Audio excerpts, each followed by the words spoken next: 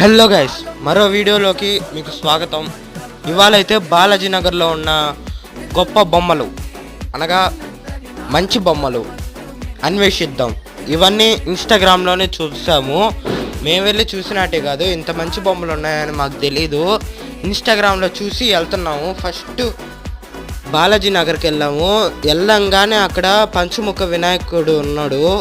పాలరాతి finishing super ఉంది. బొమ్మ మాత్రము చాలా ఫోటోలు తీసుకున్నాము. నెక్స్ట్ ఇంకొంచెం ముందుకు వెళ్ళంగానే ముందర రాముడు ఉన్నాడు. ఏందబ్బా అని వెళ్తే అక్కడ బాల్ గణేష్ 14 అడుగులు ఉంది. మొత్తం మట్టితోనే చేశారంట. చాలా బాగుంది.